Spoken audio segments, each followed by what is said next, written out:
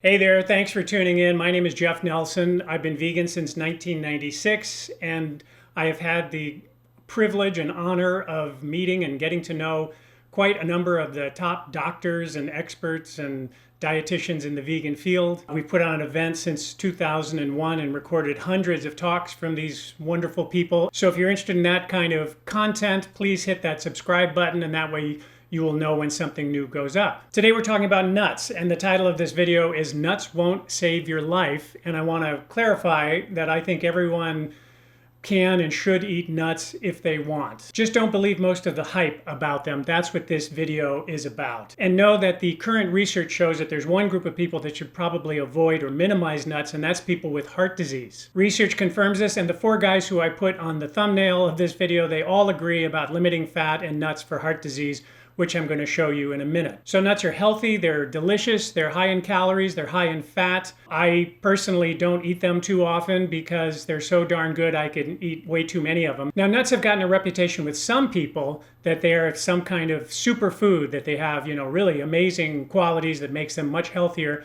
than other plant foods, but that's largely smoke and mirrors. Eat nuts if you want, but don't think that you're somehow missing out if you don't eat them. I believe that some people buy into the myths about nuts because the nut industry has paid so much for research. They've done so many studies. It's weak research. They've fooled some people with their research thinking that nuts are like a superfood, but it's just not true. Eat nuts if you want, but don't be suckered into believing that they have these, incredible health qualities that other plant foods do not. We know, for example, that the Okinawans ate very few nuts and are among the longest living, most healthy till the end people, that they've had virtually no cancer, no heart disease, no Alzheimer's, and many of them live into and past their 100s.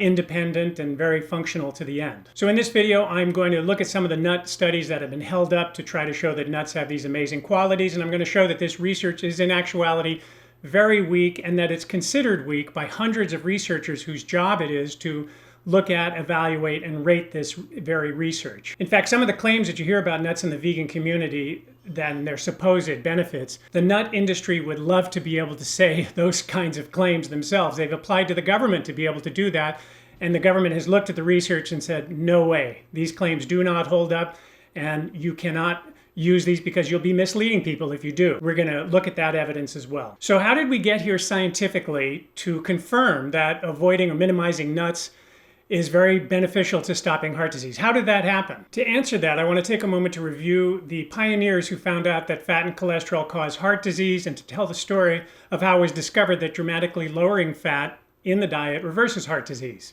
One of the earliest pioneers of the low-fat diet was a medical doctor named Walter Kempner, and Dr. Kempner set up what was known as the rice diet at Duke University in 1939. He was working to stop kidney disease with a very severe, strict, low-fat, low-protein diet comprised of white rice, fruit juice, and vegetables.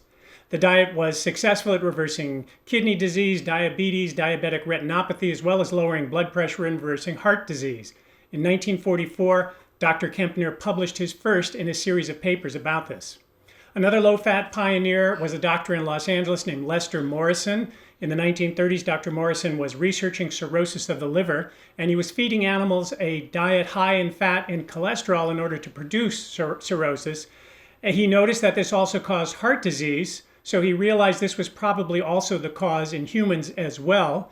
In the 1940s, Dr. Morrison designed a diet for his patients. He was a cardiologist that omitted high-fat foods like cream, butter, full-fat dairy, olives, nuts, avocados, oils, egg yolks, and so on.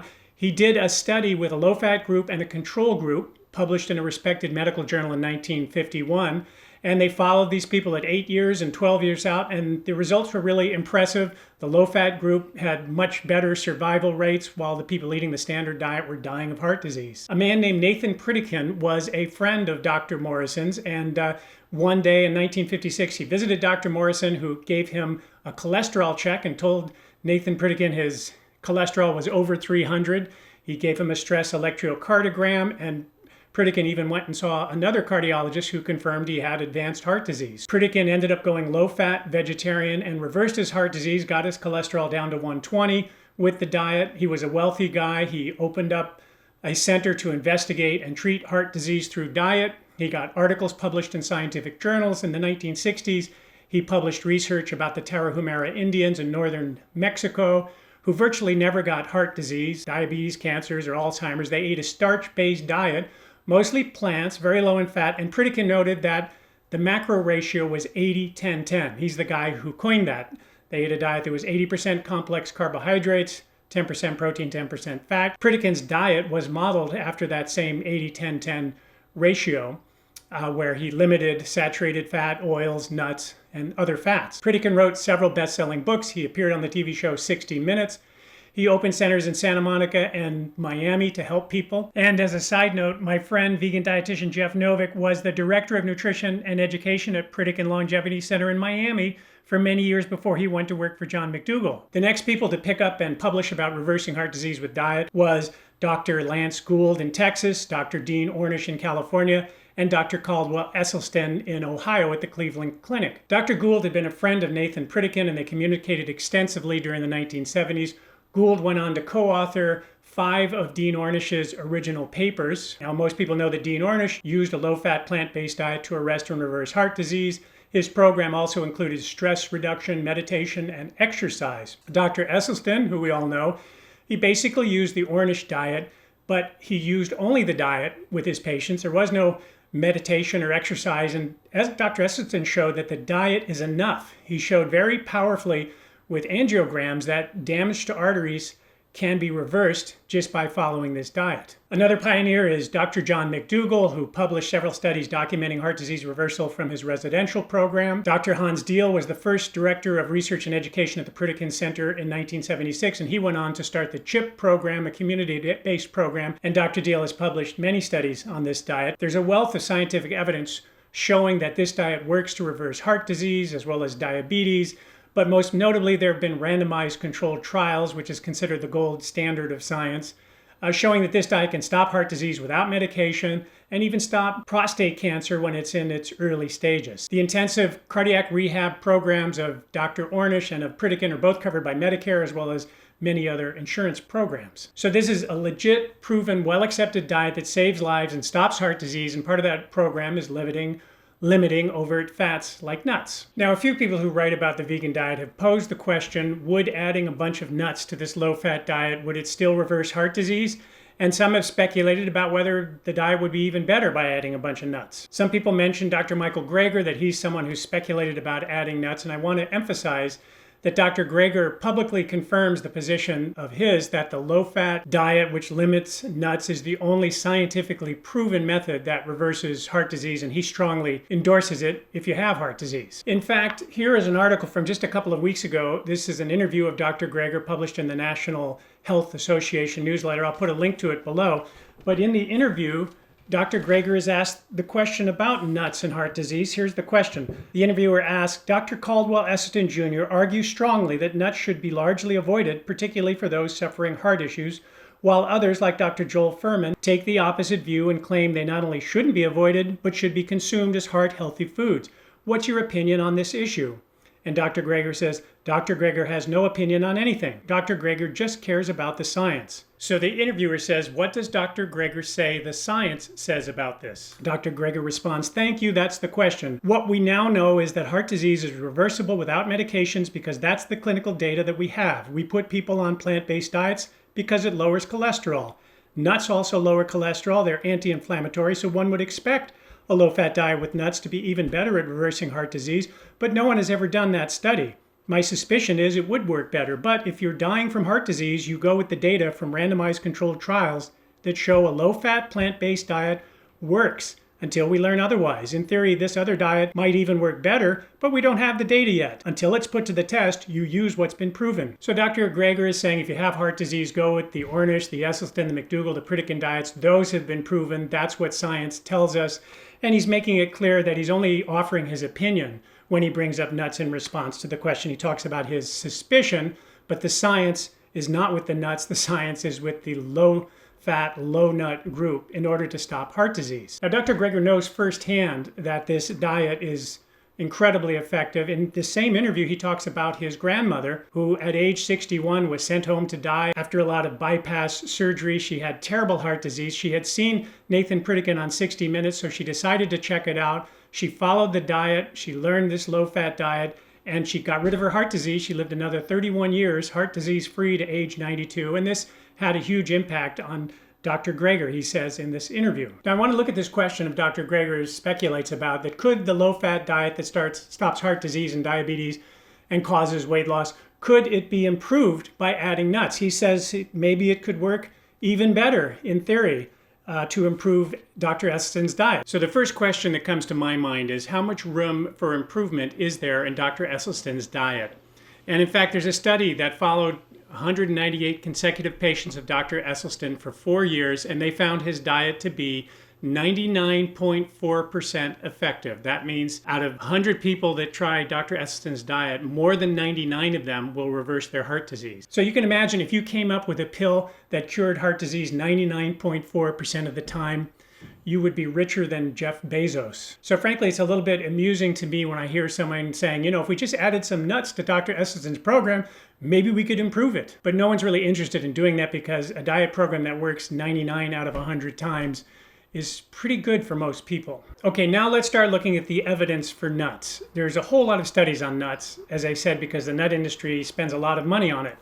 It's mostly very weak science, or it's misleading, or it's designed in a way to try and make nuts look good. And of course, we don't know what studies the nut industry has paid for that are never published because nuts maybe didn't look good, so they buried them. But here's one recent example. This study purports to show that nuts do better than carbs for lowering cholesterol. It's called Cashew Consumption Reduces Total and LDL Cholesterol, a randomized crossover controlled feeding trial. So they controlled the diet for 2 weeks. They fed some nuts to one group and some carbs to the other. The carbs didn't do much, but the nuts lowered cholesterol from 224.5 points to 220. Okay, that's not much. It lowered LDL from 155.5 to 142.8. But of course, we want to see LDL below 100. So these are tiny amounts of cholesterol drops. They weren't even really statistically significant, so it was like no change. But the researchers emphasized that the cashews are associated with lower cholesterol while the carbs did not. So what were the carbs that were used in this study to compare to nuts? Potato chips. Seriously, yes. Nuts are healthier than potato chips. Who would have thought? Who paid for this study? Well, it was paid for by the Kraft Heinz Company. So it's an example of what I call commercial science, where the objective is to design a study to try and sell food products, and it really has nothing very useful for anyone in it. It's not a study trying to determine how to be healthy or how to cure a disease. Of course, you don't buy a study like this unless you also make sure the researchers give you some publicity in the media to sell nuts with. Here's another example, nuts as a replacement for carbohydrates in the diabetic diet. This study found that nuts are better from a cardiovascular standpoint than carbohydrates. What did they compare nuts to? A junk food muffin. And I've seen vegan doctors cite this study to say that nuts are better than potatoes. Seriously, and this was of course funded by the Tree Nut Council, by the Peanut Institute, by Loblaw Companies, which is a Canadian food company. So just more commercial science. So I could make a long video exposing many of these silly nut industry funded studies. Which studies really should I look at in this video? How do I find the studies that people are pushing to say, these are the most compelling studies. This is the nut research that really makes you, want to eat nuts. Well, there's a relatively new book out by Dr. Greger called How Not to Die, and it's considered by some to be, the Bible or the New Testament of the plant-based movement, and it pushes the nut argument pretty hard. So I want to say now, before going any further, that I reached out to Dr. Greger. I contacted him and offered to send him my outline and some questions and to look at exactly what this video is about and what my opinions were, and invite him to comment or answer any questions or say anything he wanted. He didn't respond, so I tried a couple times, but I found an article written by a mutual friend of Dr. Greger's and mine, an article by T. Colin Campbell, in which Dr. Campbell mentioned some of the nut research in Dr. Greger's book that he, Dr. Campbell, found interesting. And here it is. It's called Evidence on Nut Consumption and Human Health. Dr. Campbell basically says that, what's being relayed by Dr. Greger sounds impressive. And the article is set up where he says, this study showed this and this according to the book, and it's on, page X of the book. So that made it possible for me to go look in the book and look at the studies that Dr. Greger is pointing to. And that's what we're going to do now, is we're going to look at some of these studies. So Dr. Campbell begins his article by saying he's not an expert. And then he talks about the first study. For women who are at high risk for heart disease, one study showed that those who ate either nuts or a tablespoon of peanut butter 5 or more days a week cut their risk of heart attack nearly in half compared to those eating 1 serving or less per week. And it's on page 345 of Dr. Greger's book. Now that sounds very impressive. Eating peanut butter 5 times a week, lower your risk of heart attack by 50%. Wow. And that's very easy to do, to eat peanut butter. So I looked at page 345. Here's the study. It's called Regular Consumption of Nuts is Associated with a Lower Risk of Cardiovascular Disease in Women with Type 2 Diabetes. So this is a study funded in part by the California Walnut Commission, and they paid one of the authors for, quote, research support. This study uses data from the Nurses' Health Study. The Nurses' Health Study is a database of information about women who've been followed over many years, and they collect information like what they eat, what they weigh, how much exercise they do they smoke, what's their blood pressure, and do they get sick, do they die, and they track that. And so this is an association study. This is a population study, which really is weak. You can't determine causation. You can't find out a cause and effect, but you can find some associations to maybe study in more depth if something looks interesting. So the researchers do not say anywhere in this study that nuts lowered the risk or nuts protected against heart attacks. So that's not anywhere in here. They only remark that there's an association between the group eating walnuts and lower heart attack risk. The data here suggests an association where women with diabetes eating the most nuts or peanut butter had lower heart attack rates than the diabetic women who ate fewer nuts. Maybe the nuts had something to do with it, but then again, maybe not, because it would require a new study to actually look at this in order to draw conclusions. So now looking at table 1 of this study, we can say, was there any other reason why this group of women who ate nuts could have experienced a lower rate of heart attacks? Well, we see that the women who had fewer heart attacks, not only did they eat more nuts, they had lower body weight, okay? They exercised more often. Okay, they had lower blood pressure. They smoked less. They ate more plant foods. They ate more fruits and veggies. They ate more grains and got more fiber than the group that had the heart attacks. They had lower blood pressure. Somehow, though, Dr. Greger is focusing on the nuts as being the only reason, I guess, for fewer heart attacks, not the fact that the group who had fewer heart attacks was a lot healthier than the group that had the heart attacks. So again, reading from the study, women at study entry who consumed more nuts and peanut butter were leaner, more physically active, and tended to smoke less. They also reported a slightly longer duration of diabetes and less hypertension, that's high blood pressure. Women consuming at least 5 servings of nuts a week and peanut butter had higher intakes of total energy, polyunsaturated fat, red meat, fruits, and vegetables, and a slightly lower glycemic load than the other exposure categories of nut consumption. So this relatively healthier group of women, healthier all around, who also happen to eat nuts, did better than the more unhealthy women. And the authors, this is paid for by the nut industry, they are focusing on the nuts, but they're very careful not to explicitly attribute the better outcome to nuts. Something I found interesting is that in the data here is that people who ate 2 to 4 servings of peanut butter a week had more heart attacks than people who only ate 1 to 3 servings. But if they got to 5 or more servings, then their risk went down. So the data is sort of like saying, be careful not to eat only a little peanut butter. Be sure you eat, a lot of peanut butter, or you might have more heart attacks. It's nonlinear results, and that always calls a study into question. It's looks like a fluke, but it's a weak association study. It can't show cause and effect. And yet it's being pushed here in the book as, nuts are the cause of lowering heart attack risk. Here's an article about the ethics of changing the meaning of a study result. They talk about an example where a health writer is writing about a study, and the health writer says, frequent fish consumption was associated with a 50% reduction in the relative risk of dying from a heart attack. And the editor says, oh, that's too boring. And the editor rewrites it to say, women who ate fish 5 times a week cut their risk of dying from a heart attack by half. And the article says, this edit seems fair enough, or is it? The change did streamline the message, but with a not so obvious unintended cost to the meaning. Was the subject's fish consumption really responsible for their dying less frequently from heart attacks? The new wording suggests that's the case, but the original study does not support a conclusion of cause and effect. And then they go on to talk about association studies and randomized control styles. The only study involving humans that does rise to the level of demonstrating cause and effect is randomized. When we look at how Dr. Greger wrote in his book, How Not to Die, about this study, He wrote, women at high risk for heart disease who ate nuts or a tablespoon of peanut butter 5 or more days a week appeared to nearly halve their risk of suffering from heart attack compared to women who ate a serving or less per week. Dr. Greger is taking this a step further than the study authors and saying, hey, this looks like peanut butter prevents heart attacks if you just eat a lot. But that's not in the study. That's an opinion of Dr. Greger. You're just getting an opinion here, not the science.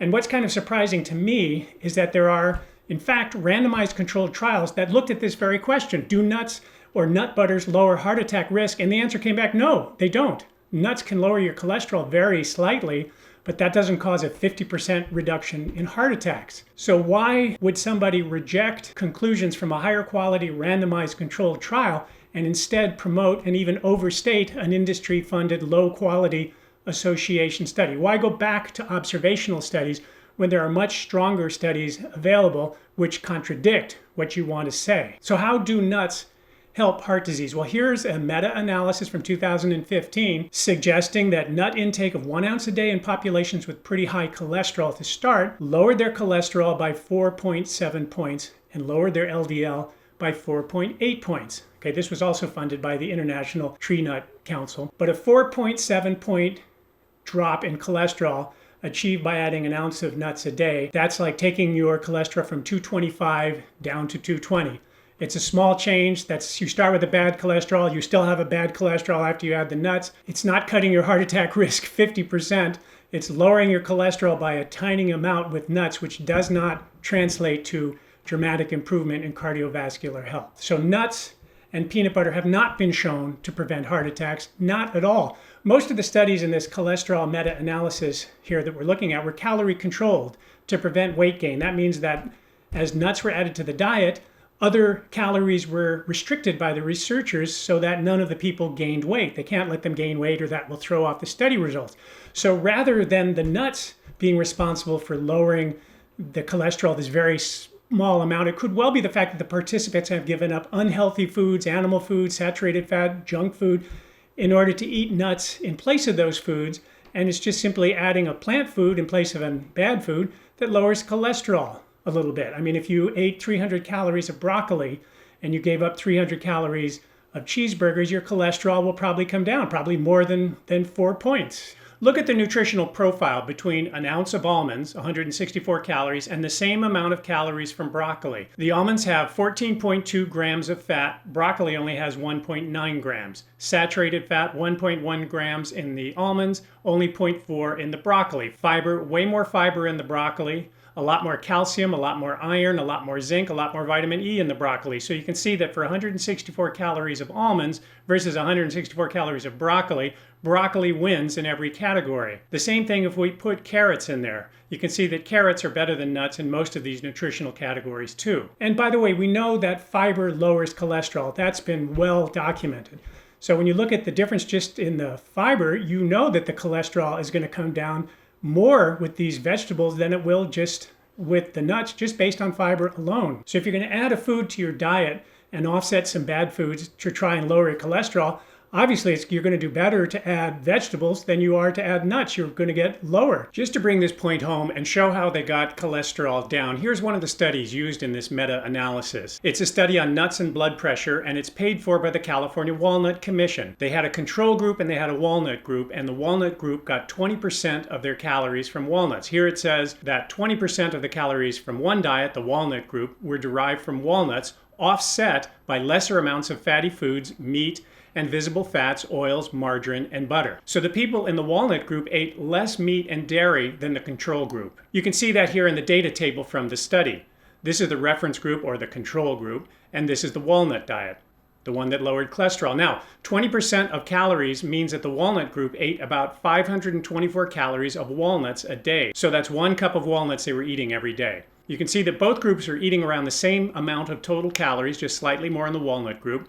Polyunsaturated fat went up a lot in the walnut group, which we would expect to see. Nuts are high in polyunsaturated fat. But their total fat intake stayed about the same between the walnut and the control groups. The walnut group's saturated fat intake came down. That makes sense. The researchers had them give up some meat and dairy products in place of the nuts. What else? Their cholesterol intake. It came down a lot. In fact, the walnut group ate half the cholesterol that the control group ate. Animal products have saturated fat and cholesterol.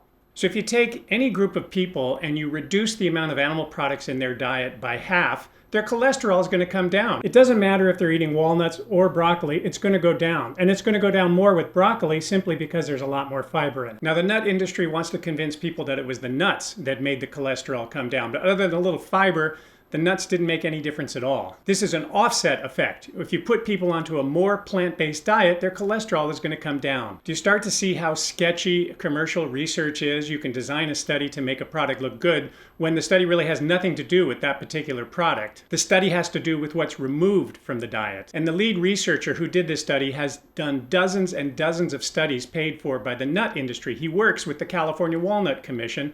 And hey, we all have to pay our bills, right? But just understand what's going on here. So giving up unhealthy food and replacing it with a healthier plant food, whether it's nuts or broccoli or some other veggie, that's going to be a good thing. But it's certainly not a special property of nuts. It's not some magical quality as some people want to argue about nuts. The broccoli industry, by the way, doesn't have the kind of money that the nut industry does, or it could be doing these same kinds of silly commercial research studies as well. Now contrast this 4.7 point cholesterol drop by adding nuts to the cholesterol drop that you get by going on one of these programs. Typically, it's been documented you get a 25% cholesterol drop within 2 to 3 weeks. That means someone with a cholesterol of 225 is going to go down. They're going to be 168 or 150 after a couple of weeks. And this has been shown since the 1980s and 1990s. It's been well documented. So remember, these randomized controlled studies of nuts don't show that nuts stop heart attacks.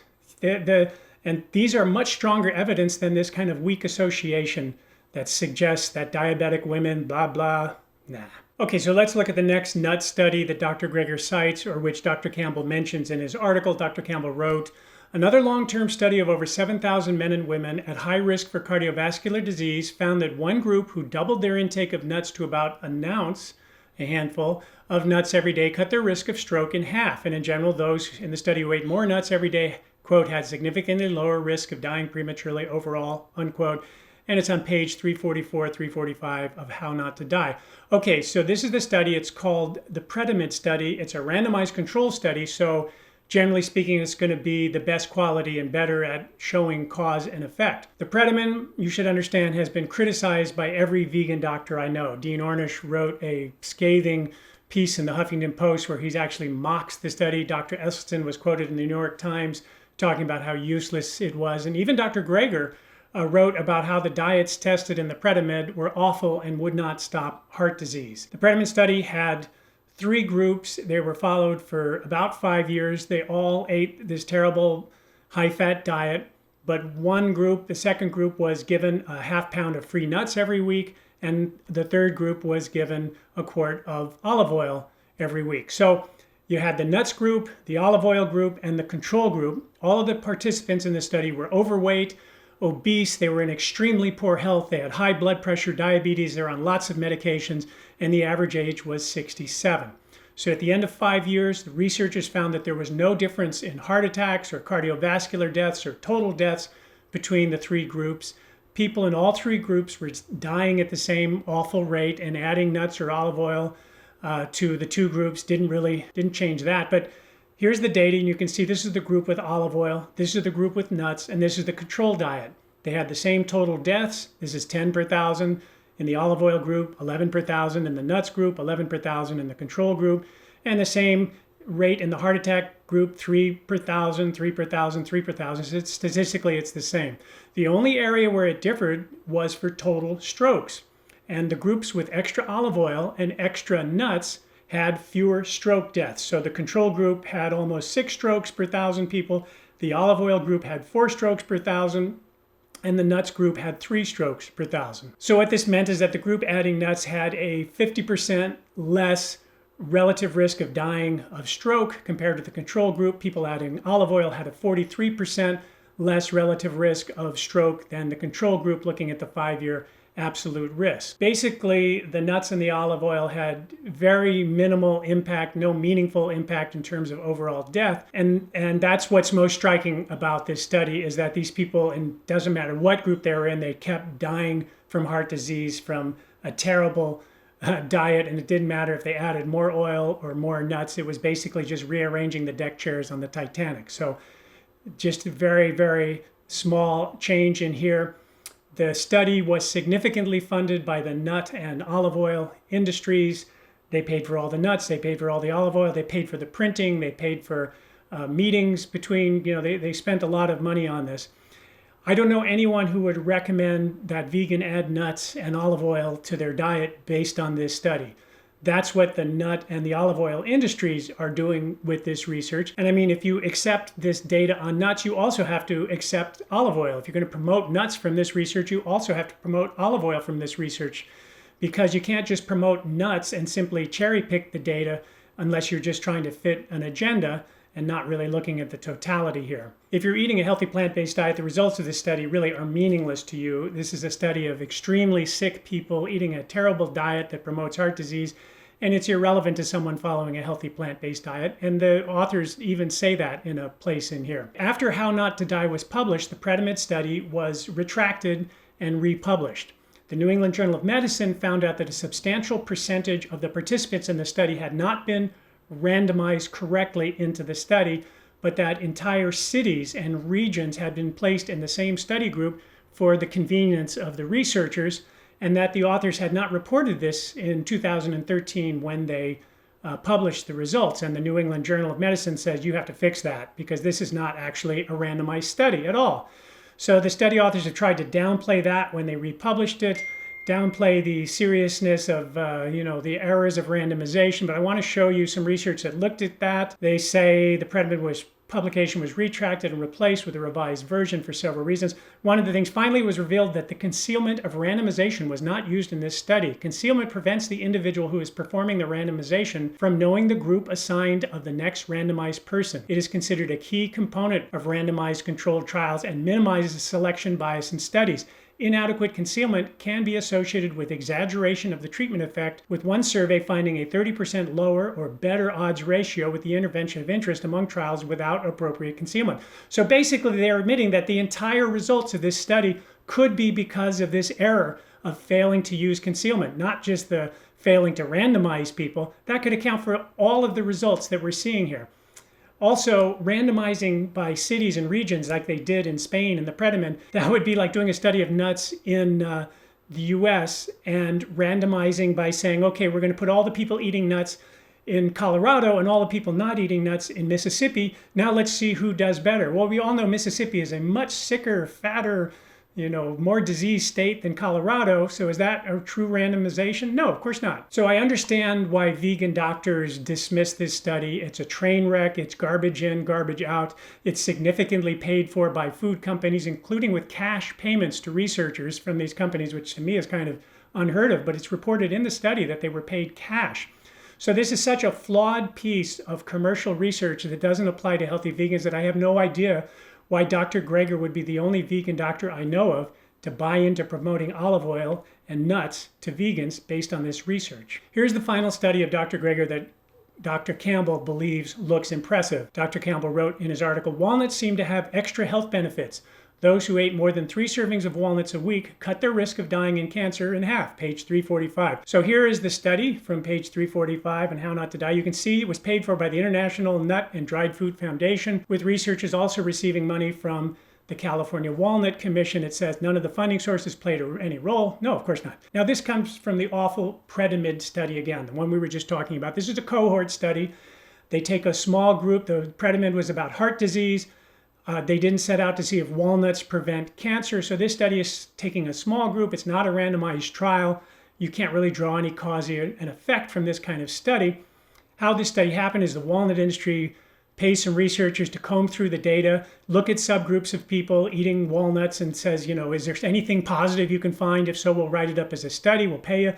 And so the one thing they came across is an association between people eating more walnuts and dying less from cancer during the 5-year study. So now once again, we see here the people who had fewer cancer deaths weren't just eating more walnuts, they were a whole lot healthier overall than the people who didn't eat nuts. Reading from the study, subjects who ate nuts more frequently had lower BMI, smaller waist circumference, were less likely to smoke, were more physically active compared to those who rarely or never consume nuts.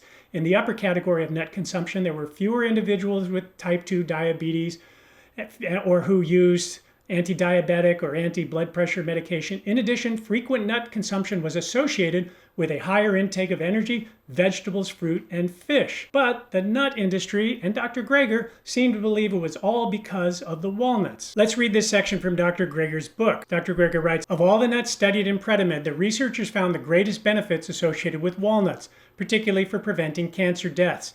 People who ate more than 3 servings of walnuts per week appeared to cut their risk of dying from cancer in half." So remember, this is a cohort study. This is just speculation at best. There's no cause and effect that can be established, and the researchers don't attempt to establish any cause and effect. And yet, Dr. Greger here is strongly asserting that nuts convey a great benefit and that they prevent cancer deaths. Maybe they do, but from the study he's using, the researchers never said that. Now, it's interesting to note that the olive oil business also hired researchers to comb through the Predimed data and see if olive oil prevents cancer. And lo and behold, olive oil has an even better association than walnuts for lowering cancer risk, if you believe the data here. So this is a cohort study of people in the olive oil group and looking at breast cancer. It's called Mediterranean Diet and Invasive Breast Cancer Risk Among Women at High Cardiovascular Risk in Predimed Trial. So you can see that the control group had almost 3 breast cancer deaths per 1,000 people, but the olive oil group had only 1.1 deaths. The nuts group was 39% higher than the olive oil group. So looking at this, there's an association between olive oil consumption and breast cancer deaths. Nuts reduced the risk by 38%, whereas olive oil reduced the risk by 62%. So presumably Dr. Greger is out touting the great benefits of olive oil to prevent breast cancer deaths, since this is the exact same data that he believes in and is endorsing and out and pushing in his book. If we go back to the original Predimed study when it was republished and we look at the appendix, it says here, the authors performed several complicated analyses to attempt to control for these deficiencies. 6 models are presented on page 17 of the supplementary index. The lack of randomization is what they're trying to fix. That all seemed to confirm the original findings of the study. However, given the multiple deviations from the documented randomization scheme in the original protocol, the initial solid findings are now open to further scrutiny. Further, numerous secondary analyses using the Predimed database have been published in high-impact journals. The impact of these randomization abnormalities on the secondary analysis is unknown. So the fact that this was only a partially randomized or semi-randomized study, again, it's garbage in, garbage out. This is a secondary study that they did on walnuts and cancer using this data. And both, it's important to note, in the walnut and the cancer and the olive oil and breast cancer secondary studies, these people eating more walnuts or consuming more olive oil were all skinnier, healthier, ate more fruits and veggies, had less disease, exercised more, smoked less, drank less, had lower blood pressure, and on, than the people who got the cancer. So, but we're told by the nut industry to believe it was all because of the nuts or the olive oil. It's simply silly. I really hope that Dr. Greger will go back before the next printing of his book and correct a number of these inaccurate, misleading, and overblown claims about nuts, because the plant-based diet is good enough and the research is strong enough that we don't have to resort to exaggerating. I want to draw attention to one more of Dr. Greger's statements that he makes in this passage of his book about the walnut study. After he claims that walnuts prevent cancer, he says, a review of the scientific literature concluded that the far-reaching positive effects of a plant-based diet that includes walnuts may be the most critical message to the public. Okay, so I looked up that review. It was paid for by the California Walnut Commission. Here it is.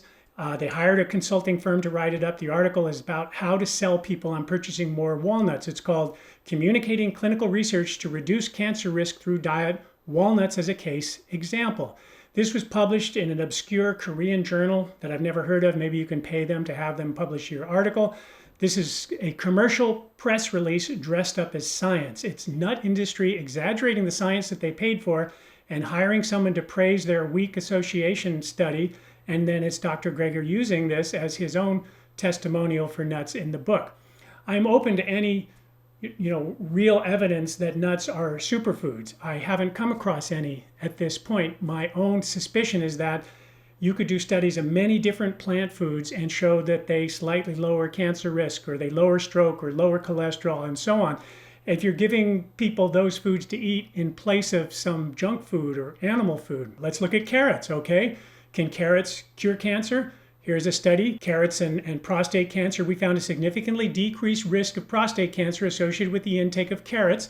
In addition, the dose response meta-analysis indicated that for each serving per week, or 10 grams per day, the risk estimate of prostate cancer went down, and so on. So the more carrots you eat, the lower your prostate cancer risk, okay? Carrots and urothelial cancer. In conclusion, this meta-analysis indicates that high intake of carrot is associated with a low incidence of urothelial cancer. Here's one, carrots and breast cancer. The overall current literature suggested that dietary carrot intake was associated with decreased risk of breast cancer. So carrot research is certainly as relevant as any nut association research or cohort studies. I'm sure a study where people increased their carrot intake and ate less meat or dairy or junky calories would show a decrease in cholesterol and decrease in disease. Does that mean carrots, must be part of your diet? Are they a superfood and should be part of your daily dozen, or whatever rules people invent based on commercial research? No. Let's talk for a moment about nut science and why it gets given a low grade by the Federal Drug Administration, the FDA, who reviews these studies. The nut industry does studies, they send them to the FDA. Hey, what can we put on our labels based on this study? And the federal government comes back and says, not much. So the nut industry would love to be able to put, marketing labels, the kinds of things that Dr. Greger has said on his book, but if they did, they'd be sued into the ground. That's because the FDA evaluates the strength of scientific claims, and their researchers evaluate how valid a finding may be. Here's on the FDA website. FDA finds that evidence supporting the proposed claim is credible and the claim can be qualified to prevent it from misleading consumers. Then the agency issues a letter, specifying the qualifying language. So you have to apply to them. They don't want you misleading people with bad research, with weak research. Here they've got a whole process and a huge team of scientists whose job is just to look at research.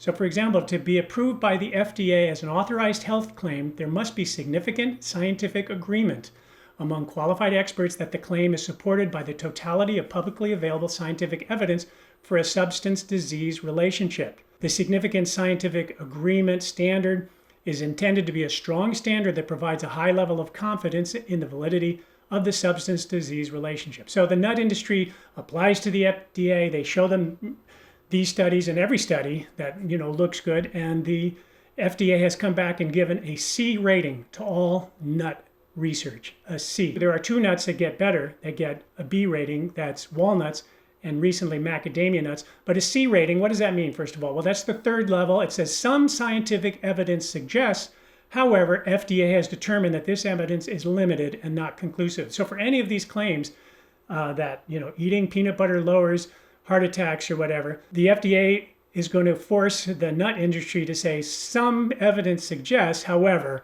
it's limited, it's not conclusive evidence. A B grade, like they have for walnuts or macadamias, the FDA is going to force the nut industry to qualify it, saying, although there is scientific evidence supporting the claim, the evidence is not conclusive. So the walnut industry could never put in an advertisement or on a label that people eating nuts 5 times a week appear to cut their heart disease or cancer risk in half. Whatever they'd say, they would have to say something like, some scientific evidence suggests eating nuts is associated with a lower cancer risk. However, FDA has determined that this evidence is limited and not conclusive. I know Dr. Campbell in his article says that he finds Dr. Greger's description of these nut studies to be impressive, but if you go over to Dr. Campbell's website, I don't think he was all that impressed, because you will see that just like Dr. Ornish, Dr. Esselstyn, McDougall, Pritikin, and so on, Dr. Campbell recommends significantly restricting nuts. Avoid nuts if you have heart disease.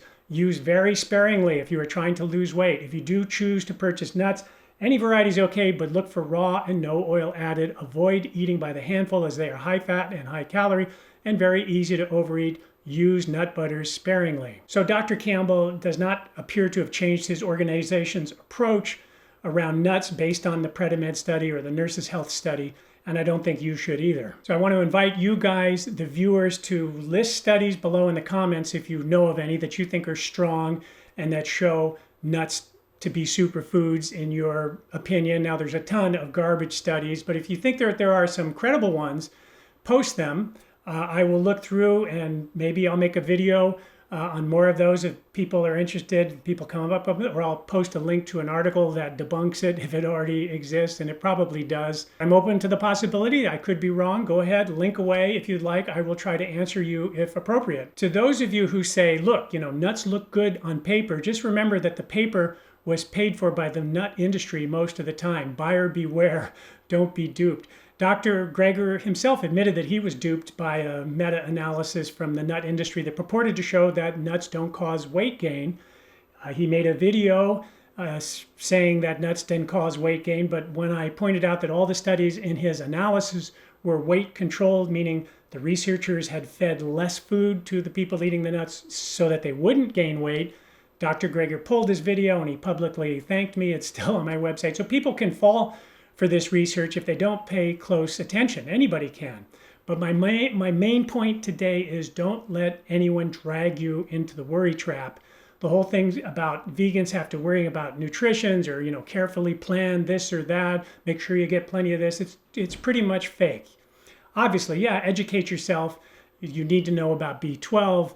You want to avoid the processed junk food, the added salts, sugars, and oils. But after that, you are good. You know what you need to know. Ignore stuff based on weak science. It's background noise and it's meaningless. There's a lot of it and it's coming out all the time. But don't buy into the myth that a healthy vegan diet is all complicated and that you need a list of foods telling you what to eat all the time. That's what people with gimmicks do. People trying to sell you something, that's what they do. They prey on people's fears.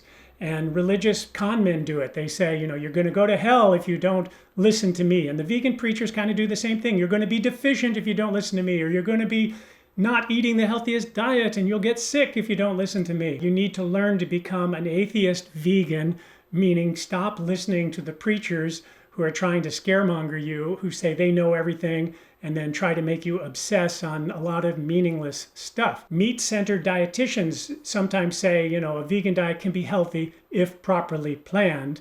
Meanwhile, the standard American diet, what is well planned there? It's, breakfast at McDonald's, lunch at Burger King, and dinner at Carl's Jr. So basically it's a ploy. I believe it's a scam. And when vegan doctors are doing it, it's also a scam.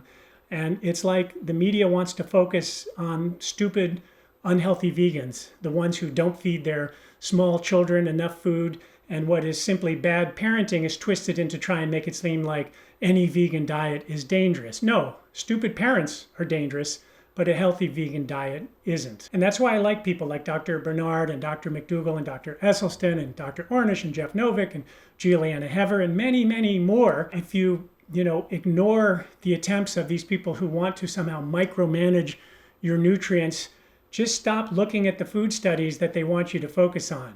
What would they have left to talk about? Anyhow, this kind of scaremongering, by the way, is just a variation of the where do you get your protein question. It's that, except it's coming from vegan doctors sometimes. They're trying to sell you something, but it's really not important at all. The evidence is super weak behind it. So stop being part of the obsession of worrying about things. It's archaic and it's pointless based on what is known about nutrition today. And I want to recommend a great video I have on my channel by Dr. Colin Campbell on just this subject.